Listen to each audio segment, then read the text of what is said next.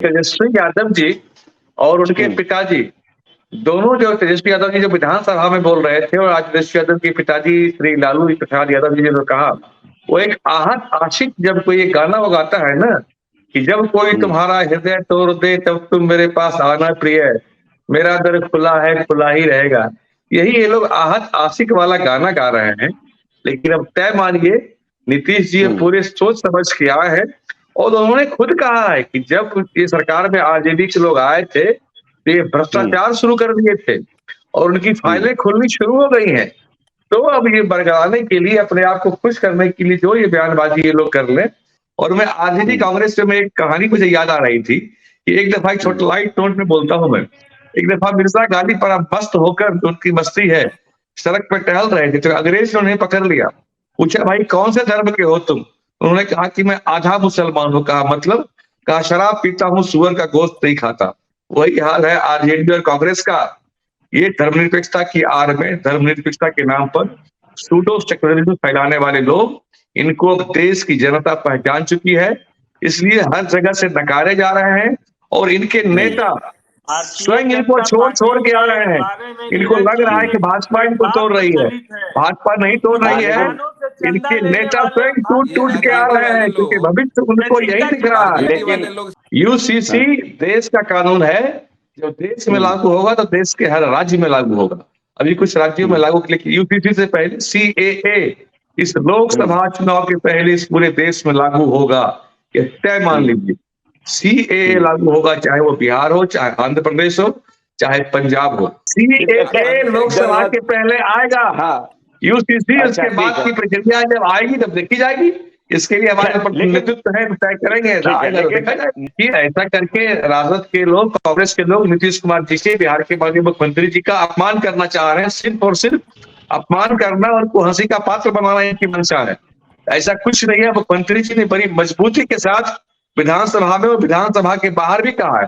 दरअसल मसला क्या है, मुख्यमंत्री जी ने जब से कह दिया है कि इनके काले कारनामों की फाइलें खुलेंगी, ये भयभीत हो गए हैं और उस भय से अपने तरफ से तरह तरह का ऑफर प्रलोभन ये दे रहे हैं कि हर शर्त मान लेंगे, पैर में भी लटक जाएंगे, हमको माफ कर दीजिए, मेरा फाइल नहीं खुलवाइए।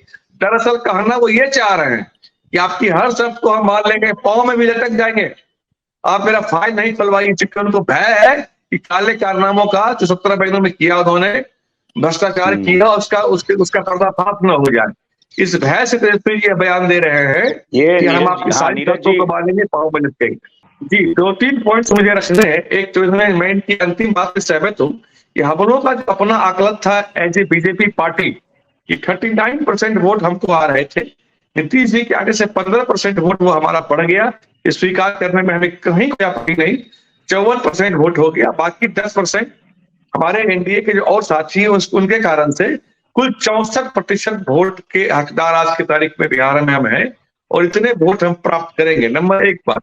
नंबर 2 बात, ये अभी तेजस्वी यादव के विधानसभा के भाषण की बात कर रहे थे, मैं उसका 2 पॉइंट उद्धृत करना चाहता हूं। मुझे उम्मीद है कि सब लोग शांति से सुनेंगे। उन्होंने नीतीश कुमार जी को दशरथ कहा और अपने आप को कहा कि मैं उनका पुत्र जैसा हूं।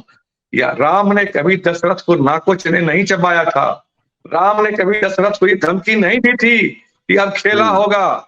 ये सब उनकी बयानबाजी थी, लचकदार भाषा था, अंदर से मंशा उनकी खराब थी।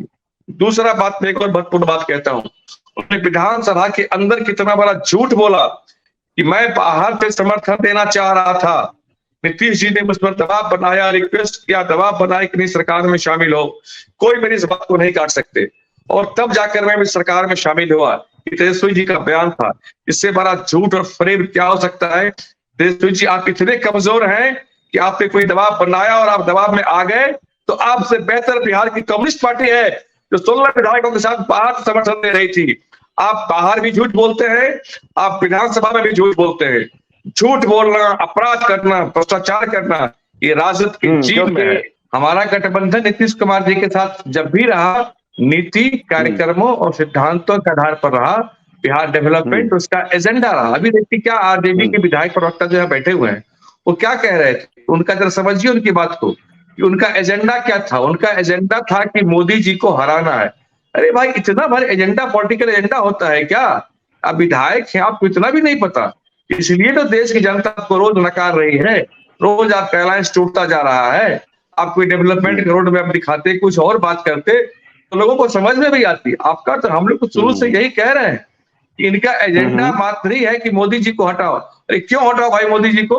जिस मोदी जी ने भारत को दुनिया की सबसे बड़ी तीसरी मजाक उड़ाते थे, आज वो एशिया की सबसे बड़ी हेलीकॉप्टर उत्पादन कंपनी है। मोबाइल मैन्युफैक्चरिंग में भारत दुनिया में दूसरे पोजीशन में आ गया है। कार मैन्युफैक्चरिंग में भारत दुनिया में 5वें स्थान पर आ गया है। क्यों हटाओ मोदी जी को? जिसमें भारत की धाक बढ़ती जा रही है। नहीं, आपको नहीं पता है विधायक जी, आप सुन लीजिए। आपने मुझे बीच में टोक दिया था। मैं आपको बताऊं, मोदी की सरकार में 30 करोड़ से अधिक रोजगार मिले। I am not talking about 2 crore रोजगार, I am talking about 30 crore रोजगार से ज्यादा मिला। 11 करोड़ से अधिक मुद्रा लोन मिले। अगर एक मुद्रा लोन पे 2 लोगों को भी रोजगार मिला तो 22 करोड़ तो सिर्फ वही होता है। कार मैन्युफैक्चरिंग में भारत 5वां स्थान पर आया। क्या रोजगार सृजन नहीं हो रहा है? 4 करोड़ पक्के मकान बने। जरा जोड़िए अपनी पर कितने रोजगार सृजन हुए होंगे। ईपीएफओ को डाटा निकालिए, पिछले 3 वर्षों में 5.28 करोड़ नए रोजगार का सृजन हुआ। हम लोग गलत बयानी मत करिए, गलत डाटा मत दीजिए आप लोग।